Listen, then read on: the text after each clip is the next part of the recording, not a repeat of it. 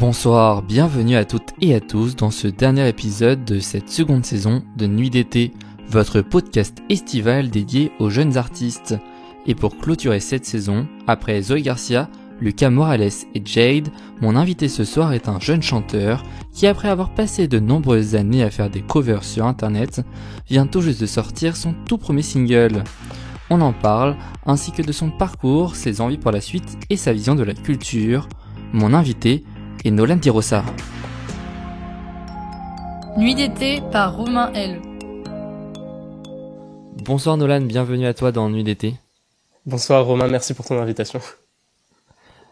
Avant de parler de la sortie de ton premier single, ce n'est pas aujourd'hui notre première interview ensemble, j'avais eu le plaisir d'échanger avec toi ailleurs, en 2018, mais pour ceux qui te découvrent peut-être aujourd'hui, est-ce que tu peux te présenter un peu et puis présenter ton parcours ?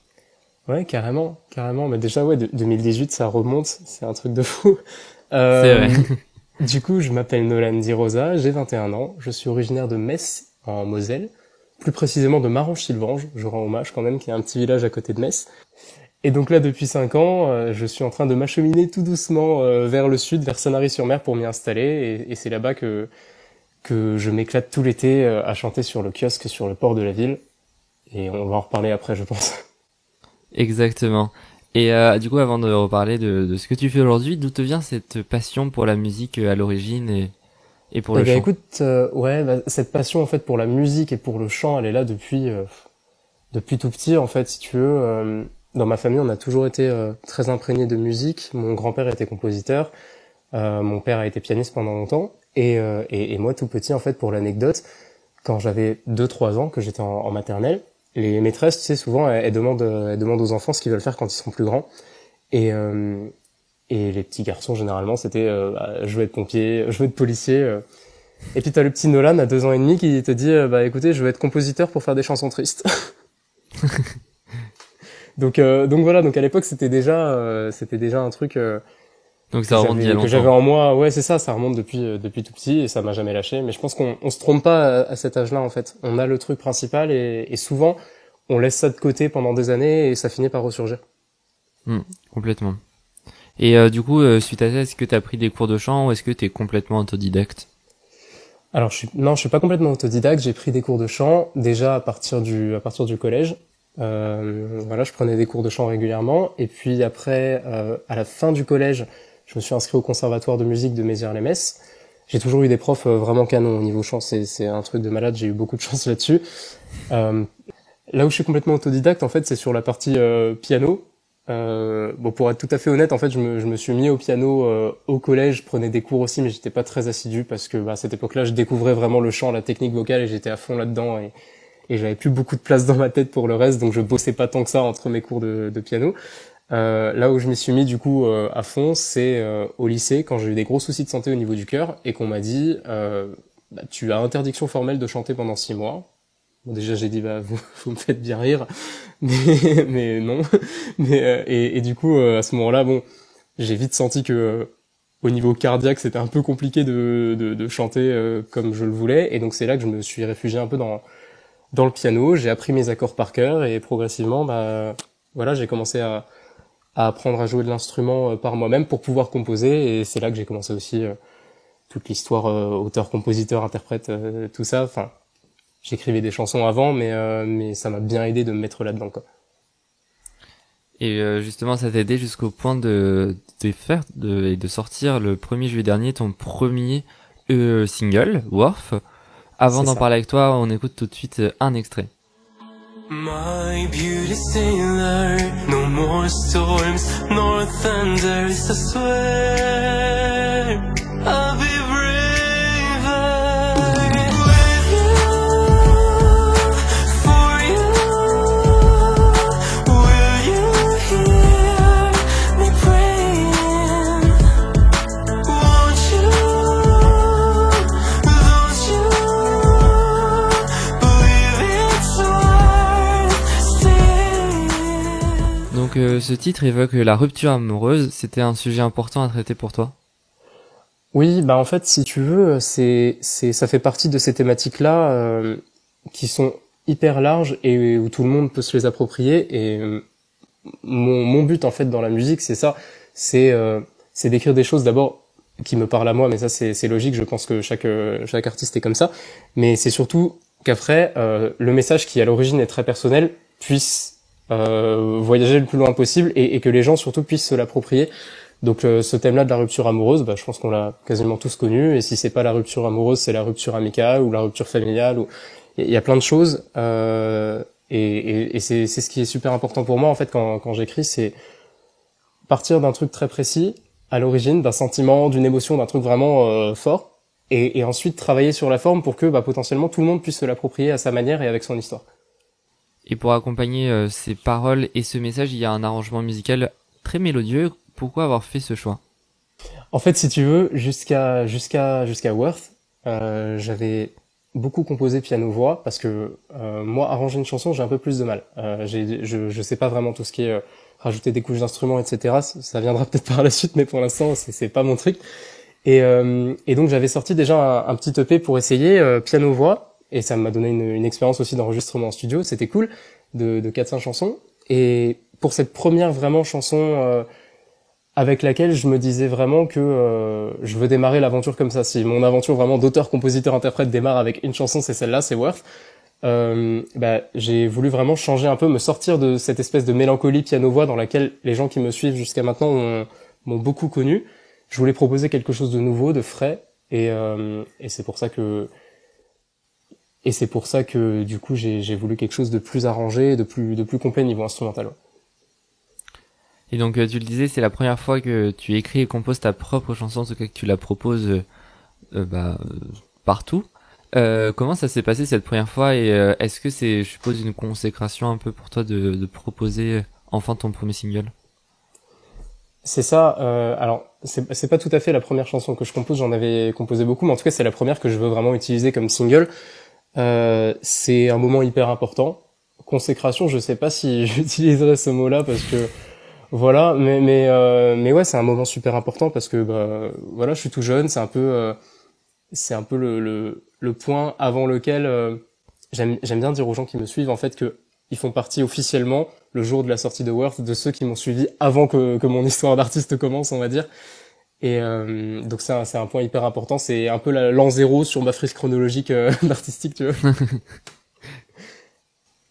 Et du coup, là, c'est un titre en anglais. Est-ce qu'on pourra t'entendre en français? Parce que je sais que tu as déjà fait plusieurs covers en français. Est-ce que t'aimerais aussi composer et écrire une chanson en français?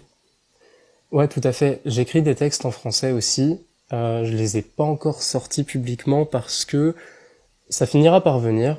Mais j'ai toujours trouvé plus simple en fait de m'exprimer et surtout de me lâcher en fait, de m'ouvrir, surtout sur des sujets un peu plus intimes en anglais, parce que j'ai un peu la sensation, je ne sais pas si je suis le seul, peut-être que ça va parler à personne ce que je raconte, mais que quand je parle ou que je chante en anglais ou dans une autre langue, peu importe, c'est comme si c'était pas moi qui parlais ou comme si je racontais l'histoire de quelqu'un d'autre, où il y a une espèce de distance avec les mots, tu vois, alors que quand je chante en anglais et que quand je chante en français, pardon, et que j'écris en français, c'est la langue dans laquelle on m'entend parler tous les jours, et donc on s'imagine vraiment hyper facilement comment moi j'ai pu vivre le truc, etc. Tu vois, si je parle de rupture amoureuse en français, c'est comme si je racontais mon histoire à un pote, et ça demande quand même un peu de courage de s'ouvrir aux gens comme ça.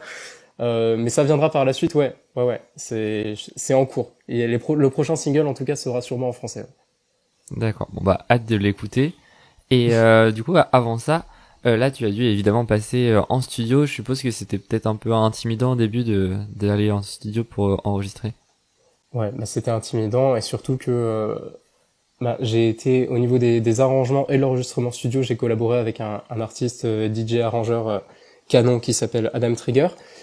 Et donc là, la vraie nouveauté, c'est que enregistrement studio sur ma première chanson, on va dire, que je projetais sérieusement de sortir et sur laquelle j'avais envie de faire une vraie promo, etc. Donc il y a des enjeux derrière, et en plus tu te retrouves de 10h du matin à 18h avec un pro. et donc pour des gens comme moi qui ont facilement une espèce de syndrome de l'imposteur, tu vois, le fait que j'ai été autodidacte sur le piano, que j'ai pas vraiment appris la musique de façon, je sais pas lire une partition, etc. Donc il y a une pression et puis il y a une pression du résultat parce que tu te dis on a une journée d'enregistrement, après ça c'est plus modifiable. Donc il y avait beaucoup de pression, mais Adam était quelqu'un de super cool et qui m'a mis à l'aise hyper facilement. Donc non, en fait c'était une ambiance super bon enfant et la pression est vite retombée et c'est hyper important en fait parce que concrètement, que ce soit dans la musique ou même dans tout ce qui est visuel, je pense qu'on pourra peut-être en reparler après, mais pour tout ce qui est shooting par rapport à la pochette et tout ça, le lâcher prise, il est d'autant plus important que ça se voit sur le visage et ça s'entend dans la voix. Donc, si t'es stressé, il faut pas en fait, parce que tant que t'es stressé, tout ce que tu vas enregistrer ou capter pendant que t'es rongé par l'angoisse, ça va être inutilisable de toute manière. Oui, parce que oui, ça va se voir sinon, ça c'est sûr. C'est Ou ça. s'entendre. C'est ça. Complètement. Et tu l'évoquais justement, la partie visuelle. T'as notamment réalisé du coup un clip avec l'un de tes amis qui a été, il me semble, tourné à... Même ça se voit sur les images, c'est même sûr du coup qui a été tourné en pleine montagne.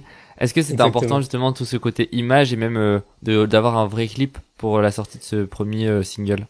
Ouais, pour moi c'était le passage obligé parce que comme je te disais, Worth c'est une rupture avec ce que je faisais avant, avec du piano voix où je me débrouillais tout seul. C'est Worth, c'est la chanson de l'ouverture sur tout le monde et de l'ouverture justement à faire des rencontres, à rencontrer des artistes, à rencontrer beaucoup de monde et surtout à rompre la solitude. C'était le plus important. Et donc pour moi, c'était vraiment le passage obligé d'avoir un clip parce que j'en avais pas eu jusqu'à maintenant. Et en plus, Worth s'accompagnant d'un arrangement vachement complet, j'avais envie qu'on puisse rentrer dans mon univers plus facilement encore avec une partie visuelle importante. Et c'est pour ça qu'on a co-réalisé ensemble avec mon ami Adrien Bertalon ce clip qui se tourne, ouais, t'as raison, sur les hauteurs du Mont Côme à Toulon et qui a été tourné, je précise, en plein mois de décembre. Donc niveau température, c'était costaud. Et pourquoi du coup avoir choisi de tourner ça en milieu naturel, d'avoir choisi la montagne Est-ce qu'il y a une signification particulière peut-être? Ça pour le coup c'est un choix de direction artistique. J'ai travaillé sur Worth, j'ai collaboré avec Sylvain Baudier qui était mon directeur artistique sur le projet. Et en fait on est parti sur un délire un peu vachement aérien parce que c'est un élément, l'air et tout ça qu'on rapprochait assez facilement de ma voix quand je monte dans les aigus, etc. Donc il y a une espèce de retranscription, tu vois, de lien entre l'air dans la voix, la sensibilité, tout ça, et le côté aérien. On voulait de l'aérien et de l'élégance. C'était les deux trucs principaux, les deux mots clés. Et du coup, on s'est dit assez rapidement qu'il fallait que ce soit un clip qui soit tourné en hauteur. Alors on savait pas trop, où, mais on voulait de la hauteur. Et puis là, c'est avec Adrien quand on a parlé réalisation au niveau du clip, qui m'a branché sur le Mont Côme de Toulon, sur lequel il était déjà allé pour réaliser un projet. Et ça s'est fait assez rapidement. Avec beaucoup de froid du coup. Ouais, c'est ça. C'était à partir de 8h du matin sur un sommet de montagne. Je crois que c'était un 22 décembre, un truc comme ça. C'était assez costaud. En plus, j'étais habillé avec une espèce de pantalon, pas pantalon de costume, mais tu vois, niveau matière très très léger. Donc c'était drôle entre chaque prise. Il y a Adrien parce que moi je suis pas très soigneux avec moi-même, on va dire. Donc il y a Adrien qui avait le réflexe systématiquement, alors que moi je l'avais pas trop, de s'emparer de mon manteau à la fin de chaque prise et de me le mettre dessus en mode il faut vraiment pas que tu prennes froid, faut pas que ça se voit sur ta tête, faut pas. Mais c'est rigolo. Des petites anecdotes de tournage. Et du coup, ouais. Maintenant que tu as sorti ton premier single, de quoi est-ce que tu as envie pour l'avenir? Alors pour l'avenir, déjà j'ai envie de rencontrer un maximum de monde. J'ai une espèce de faim presque boulimique de rencontrer des gens, que ce soit le public, là à commencer par la scène cet été, ou que ce soit justement des artistes, arrangeurs, mixeurs, musiciens. J'ai envie de rencontrer énormément de monde et j'ai envie de me sortir de la solitude dans laquelle j'ai baigné pendant trop longtemps. Voilà, j'ai envie, en fait, s'il y a un seul mot qui peut résumer ce dont j'ai envie de créer du lien en ce moment. Voilà, du lien avec tout le monde. Et donc ça passera par jouer sur scène dans tous les endroits où on m'en donnera l'opportunité, et par la composition et la sortie par la suite de prochains singles. Voilà, pour essayer d'en révéler de plus en plus sur mon univers et pour essayer d'attirer un maximum de monde dans ma cabane. Là, j'aime bien cette expression, on est en train un peu de façonner ma cabane dans les arbres, tu vois, et une fois qu'elle sera bien complète, je pourrai inviter les gens dedans un peu plus facilement. C'est une belle métaphore. Et tu parlais du coup de d'autres singles. Du coup, t'en as déjà d'autres qui sont en préparation, d'autres morceaux peut-être déjà en préparation. Ouais. Alors, il y en a plusieurs qui sont composés au sens accord, structure, mélodie. Le plus long pour moi, c'est les paroles parce que en plus j'ai envie de faire du français pour la suite, donc je choisis bien, je pèse bien mes mots. C'est un peu voilà, c'est du travail. D'accord. Oui, forcément, ça c'est sûr. Et du coup, tu l'évoquais aussi, c'est que depuis plusieurs années maintenant, tu chantes dans les rues de Sanary, notamment dans le sud de la France, chaque été. Ouais. Après 2 ans de pause qu'on a connu à cause du Covid, Exact. qu'est-ce que ça te fait de pouvoir de nouveau pouvoir être devant un public? Alors heureusement par chance l'année dernière déjà j'ai pu reprendre le kiosque à Sanary, donc je réponds à la question mais avec un an de retard. En fait ça fait un truc, ça fait un bien immense parce que pendant la crise on a vu Sanary, c'était et je parle pas que pour moi, je parle pour tous les artistes de rue qui se produisaient, de voir le port vide de toute animation, c'était d'une tristesse, ça faisait vraiment mal au cœur, et donc là d'avoir pu retrouver la scène, c'est un truc de fou déjà pour la ville parce que ça fait une animation et ça donne une ambiance vraiment spéciale, à fortiori avec le marché nocturne, etc. Et puis pour moi, ouais, avoir été coupé de mon expérience principale, on va dire, parce que j'étais encore dans mes études et tout ça, donc vraiment la scène pour moi c'était pendant l'été. Donc c'est vrai que pendant le Covid, ça a fait une coupure assez longue pendant laquelle j'ai pas pu monter sur scène du tout. Là, ça fait beaucoup de bien. Ça fait beaucoup de bien, et on le sent aussi dans les personnes qui viennent assister au spectacle. On sent qu'ils ont envie de faire la fête. On sent qu'ils ont été privés de ça pendant trop longtemps et qu'ils ont envie de se rattraper. Donc on le fait avec plaisir. Ça c'est vrai, on le voit vraiment à chaque fois dès qu'on va voir un concert ou un les gens sont festival chauds. Et le contact avec le public pour un artiste, du coup, on le disait, je pense que ça doit être vraiment un plaisir pour toi de pouvoir te produire sur scène. C'est un truc de fou parce qu'en plus, les gens ont. C'est peut-être le contexte des vacances qui fait ça, mais ils ont une bienveillance toute particulière. Et puis, ouais, il y a vraiment un lien qui s'est tissé avec les personnes qui viennent me voir à Sanary, qui me découvrent en fait à Sanary, parce que c'est ce que je dis à chaque fois, c'est une expérience de dingue parce qu'on est là en fait sur le kiosque et dans la rue en règle générale pour attirer des personnes qui sont là à l'origine pour se balader, qui sont pas là forcément pour écouter de la musique.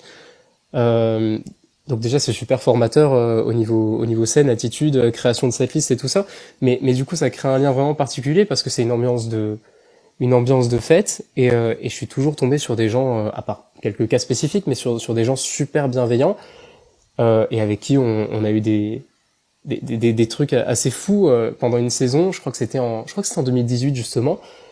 Tout à la fin de ma saison, j'avais chanté, en plus j'ai chanté vraiment beaucoup, j'étais là 3 soirs par semaine, je crois, à Sanary pendant tout l'été. Il y a eu une quinzaine, une vingtaine de soirées.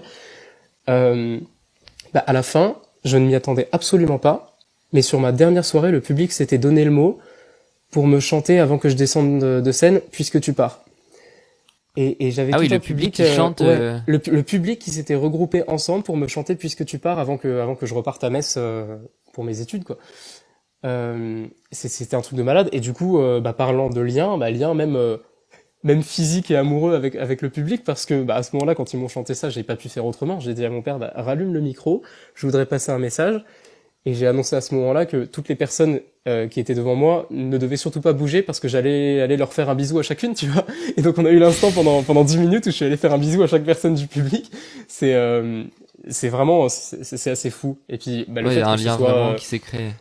Ah ouais, c'est un truc de malade. Et puis le fait que que j'ai une autorisation en fait pour chanter sur le kiosque, et que partant de là je fais ce que je veux entre guillemets, je suis tout seul avec mon père, ma mère. C'est que niveau structure, on fait vraiment ce qu'on veut. C'est ce que je te dis. Voilà, si je veux descendre de scène et aller embrasser le public, je peux. Si je veux, on en est à un point où ouais, on fait vraiment ce qu'on veut, comme on veut. On modifie la setlist comme on veut. C'est pas encore hyper carré, hyper prévu, hyper sérieux. Franchement, c'est dingue. Ouais, trop cool. Ouais, vraiment. Et du coup, à présent, on va parler un peu plus culture au sens large. Est-ce qu'il y a Ouais. des artistes peut-être qui t'inspirent tout particulièrement dans tes réalisations, dans ton écriture, dans tes Ouais. des choix d'arrangement? Ouais, tout à fait. Niveau inspiration, j'ai c'est pour ça aussi que ma première chanson est en anglais, c'est parce que je voulais garder une trace en fait de ce qui m'avait toujours imprégné jusqu'à maintenant, même si je viendrai sur du français par la suite aussi, mais mes influences ça a toujours été, je dirais un mix entre Loïc Noté, un peu de Sia, James Arthur et Isaac Danielson, qui est un chanteur suédois, qui est un mélodiste de folie. C'est un peu un mix entre eux et en français pour mes influences, le principal, l'amour de ma vie, j'ai dû t'en parler à l'époque en 2018, je pense, c'est Michel Polnareff. Lui, Ouais, c'est vrai, je me souviens. l'amiral, c'est le dieu vivant, voilà, c'est l'amour de ma vie musicalement, voilà. Depuis tout petit, en fait, j'ai été biberonné à Polnareff. Et donc voilà, au niveau de mes influences, c'est surtout ça. Bah, je pense qu'on peut décrire ça comme de la pop. Euh, moi j'appelle ça des mélodies efficaces en fait, quand c'est hyper dépouillé, pas hyper chargé, des mélodies qu'on peut retenir hyper facilement et qu'on peut chanter tous ensemble. Pour moi, c'est la musique, le principal intérêt de la musique, c'est ça. C'est quand c'est au plus simple et qu'on peut tous redonner la même chose à l'unisson. C'est un truc qui fait vibrer. Donc ouais, au niveau influence, c'est surtout eux pour ces raisons-là. D'accord. Et si tu devais peut-être nous conseiller un artiste à voir cet été ou à écouter, ça serait qui? Alors en artiste, il y en a un qui est en train de se faire connaître peu à peu, qui est hyper canon et qui est encore hyper accessible parce qu'il a pas non plus des milliers et des milliers d'abonnés. Il s'appelle Marius Niolet. Je crois que c'est Niolet son nom de famille. Marius, en tout cas sur les réseaux sociaux, il a sorti des chansons, deux titres qui s'appellent le premier les chansons d'amour. Et le deuxième qui s'appelle Contrôle, qui parle du rapport au corps et des troubles du comportement alimentaire. Il a une sensibilité dans la voix incroyable et il est encore hyper accessible, il répond à tous les messages, enfin vraiment cool, hyper belle découverte. Après niveau artiste, parce que tu m'avais posé la question avant qu'on enregistre, j'avais pensé à deux personnes. Alors artistes pas forcément dans la musique, mais aussi parce que je sais que tu interviews aussi des personnes dans la vidéo. Ouais. Il y en a deux que je peux te faire découvrir qui sont hyper intéressants. Bon, déjà hyper important, Adrien Bertalon qui a réalisé mon clip. Lui, en plus il est batteur. Si vous allez sur son Instagram, vous allez trouver beaucoup de reprises de batterie et il est pas impossible qu'on se fasse une reprise ensemble bientôt. Et un réalisateur toulonnais hyper cool, qui est un ami à moi qui s'appelle Maxime Mestri. Vous pouvez découvrir ce qu'il fait sur sa chaîne YouTube Just Because et sur son compte Instagram. Et lui, pour le coup, il fait du vlog. Je lui dis toujours, c'est super doux ce qu'il fait. C'est posé, c'est tranquille, c'est des belles petites images, c'est des instants de vie, c'est hyper canon. Donc ouais, moi je te dirais ces trois-là déjà pour commencer. D'accord, bah on ne manquera pas d'aller voir leur travail. Après, il y a énormément de choses, mais c'est vrai que ouais, si je devais choisir trois personnes à te proposer, je te dirais ouais, Marius, Maxime et Adrien. D'accord, bah merci à toi pour ces conseils. Et du coup, bah on va aller les voir juste après cette interview. Super Et cool. du coup, là, ça va être la toute dernière question, Nolan, que je pose à l'ensemble de mes invités. Qu'est-ce Ouais. que ça t'évoque pour toi une nuit d'été? Alors une nuit d'été, écoute, il y a plusieurs éléments comme ça qui me viennent en tête quand on évoque ces mots-là. Déjà, il y a les étoiles, évidemment, parce que la nuit et parce que, ben voilà, en été, c'est là où il fait chaud le soir et où tu peux tout faire à la bonne étoile. C'est juste ouf. C'est les meilleurs moments pour moi de vie et c'est aussi ce qui lie avec le deuxième mot, c'est le social. C'est le moment où tu sors avec tes potes le soir, où tu vas, alors moi je dis à la plage parce que je suis à Sanary, mais enfin voilà, où tu te balades la nuit. Et l'eau, surtout l'eau, parce qu'en été, bah pareil, comme il fait plus chaud, c'est là où tu peux te baigner, c'est là où tu peux dormir au bord d'un lac. Donc les étoiles, le social et l'eau, je pense qu'on a le bon combo pour une nuit d'été. Parfait. Bah merci beaucoup Nolan d'avoir accepté d'être mon invité le temps de cette nuit d'été. On peut évidemment Merci à toi. écouter ton premier single Worse sur toutes les plateformes d'écoute et puis regarder le clip évidemment sur ta chaîne YouTube. On te retrouve également sur tes réseaux sociaux, Instagram et Facebook. Et puis bah pour ceux qui sont de passage à Sanary, on pourra t'y voir du coup cet été. Et petite nouveauté, j'ai un compte TikTok, voilà. Ah bah parfait, bah n'hésitez pas du coup à te suivre sur ton compte TikTok, c'est noté. Bah merci beaucoup à toi. Merci beaucoup. Merci à toi pour l'invitation. C'est donc à présent la fin de ce dernier épisode d'une nuit d'été pour cette saison. Merci à vous toutes et à vous tous d'avoir été au rendez-vous. Vous pouvez évidemment retrouver tous les épisodes ou tous nos autres émissions podcast sur notre site internet podcast.ar1info.fr. Je remercie également tous les invités qui m'ont accordé un peu de leur temps cet été. Je vous souhaite de passer une excellente nuit d'été. My love, is it over? You stayed less than an hour. Still our bed is a fireplace. À la préparation, la présentation et au montage, Romain L. Vous pouvez nous retrouver sur notre compte Twitter @ar1podcast et sur le site internet podcast.ar1info.fr pour écouter d'autres émissions. AR1 Podcast, écoutons le monde d'aujourd'hui et celui de demain.